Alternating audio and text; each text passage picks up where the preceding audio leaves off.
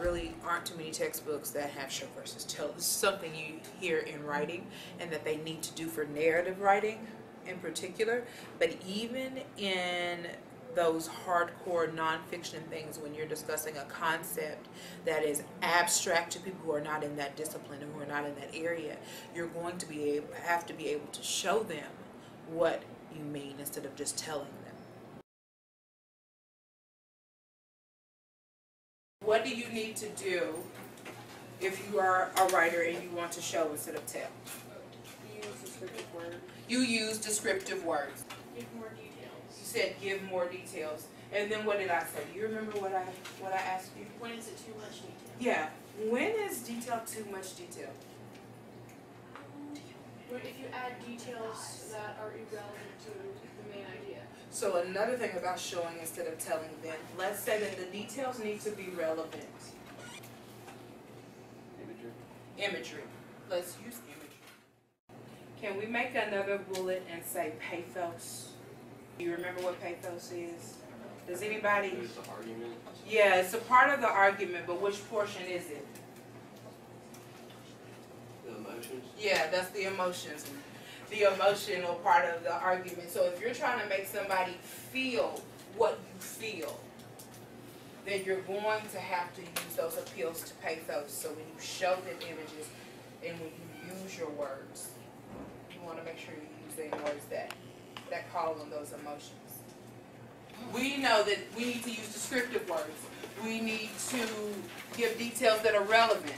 We know we need to use imagery, and we know that we're going to appeal to pathos. We're going to make that rhetorical appeal. We know that. Now we're going to practice it.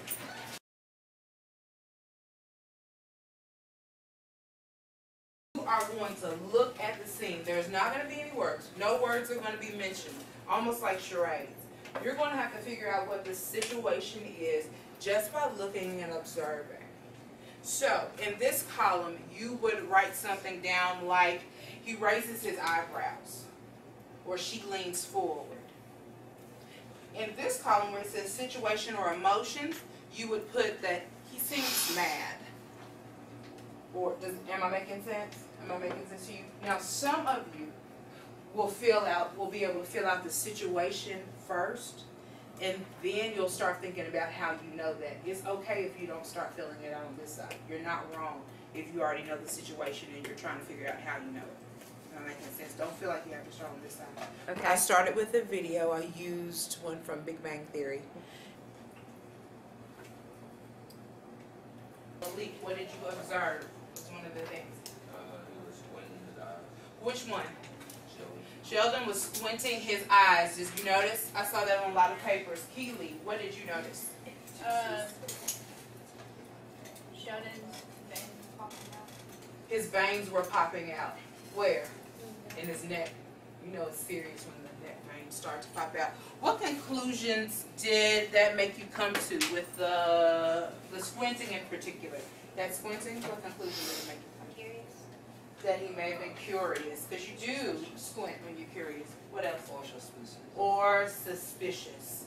Or suspicious. These are reasons why we squint. What conclusion, Kyle, did you come to on that situation side, on the situation emotion side? What conclusions did you come to? That he was really angry at Will. Okay, so Sheldon was really angry with Will. What conclusion did you come to, Bailey? He seems mad or upset at the guy that answers the door. Insulted my woman. I'm here to defend her honor. Two. It was two. Will Wheaton.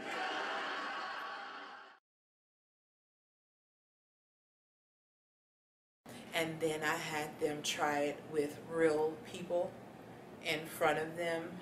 And the people, it was almost like, what is that game? Charades. It was almost like charades where you have to guess what the situation is.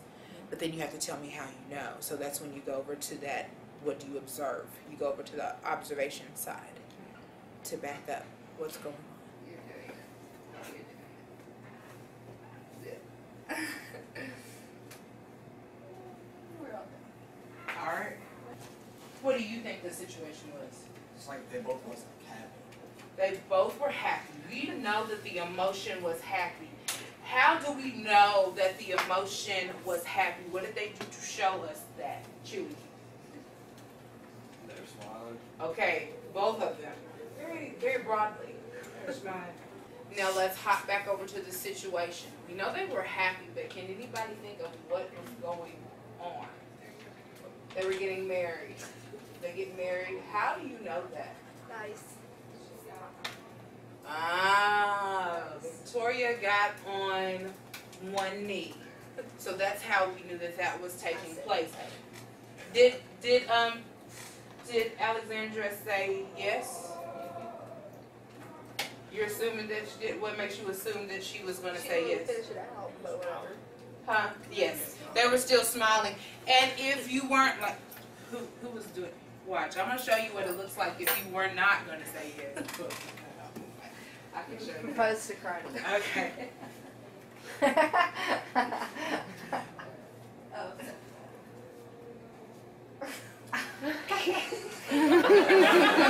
Okay, that's when you get something that end that might be a little bit different, because that's not like.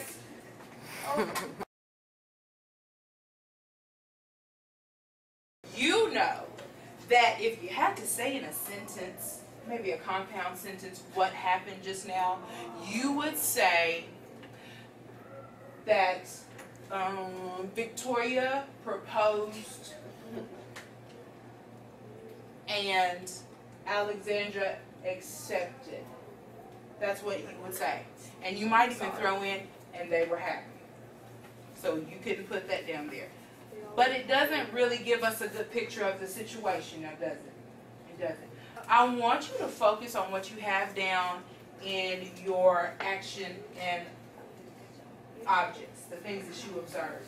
I want you to look in that column only, and I want you to come up with a sentence that shows your classmates what happens instead of tells them that they propose. So you can't use the word proposed, you can't use the word marriage, you can't use the word happy. You have to show all three of those things. Okay, go for it. As Victoria got down on one knee, Alexandria's smile grew bigger. Okay, as Victoria got down on one knee, Alexandra's smile grew bigger. Can you kind of picture that? Can you picture it? Yeah. It works okay?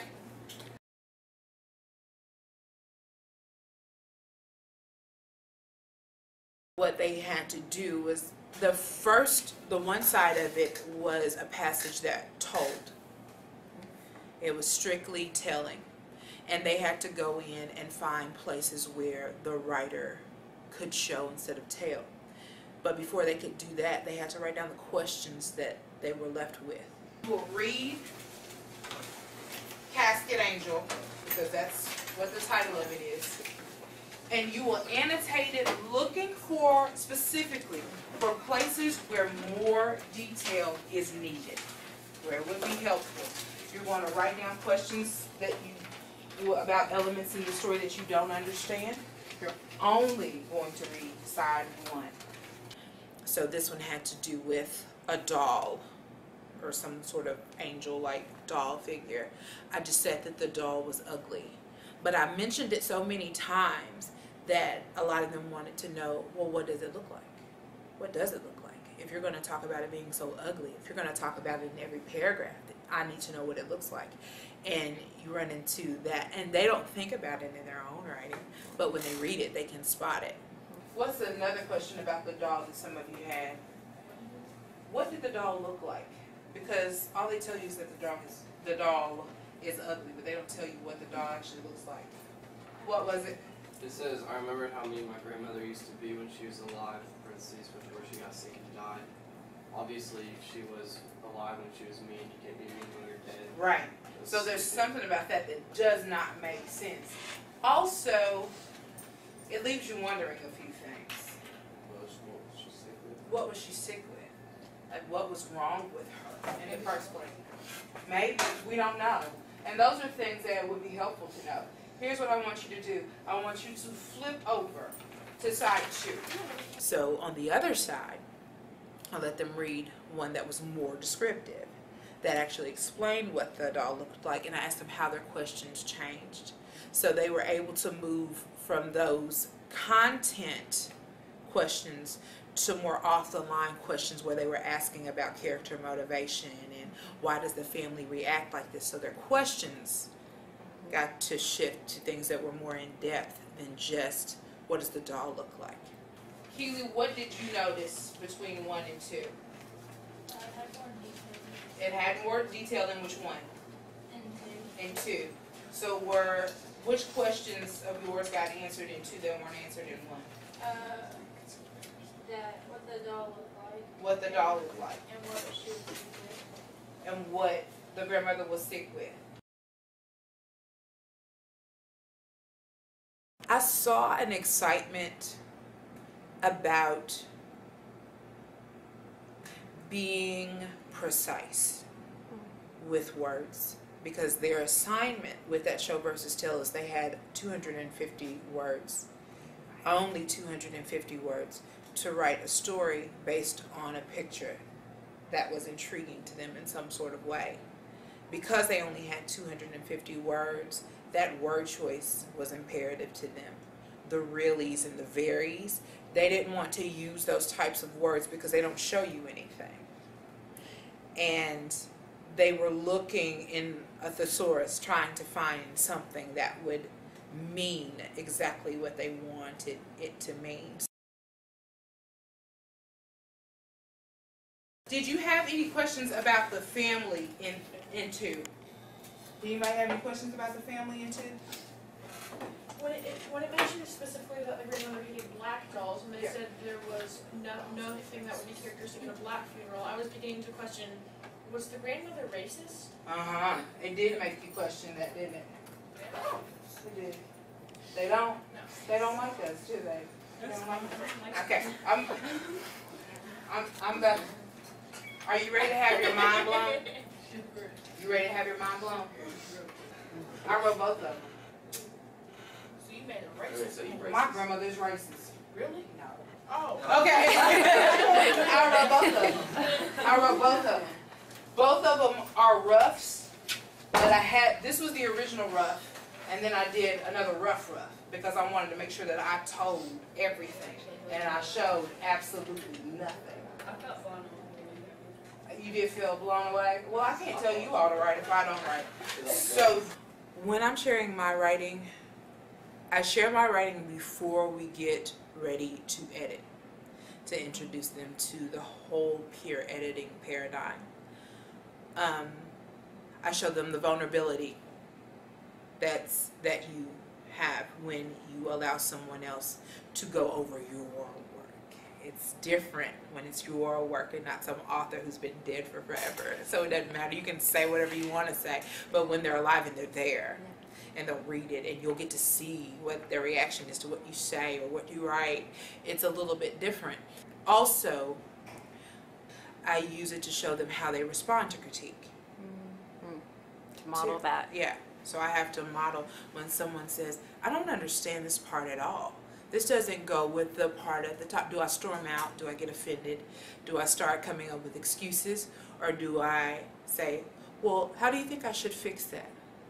I don't have to use my own writing, but it's easier to tweak your own writing and take out the things, or give them raw things. If you've been in a writing project and you've had something that's gone from the beginning stage and you have something that's an edited piece that's publishable, you can use your raw. And I've done that before too, where I've used the raw and then I've had them critique it, and I looked at their questions and I showed them the critiques that people who were writers gave, and some of the things matched, which really made them feel good. Because I'm like, oh, we know what we're talking about.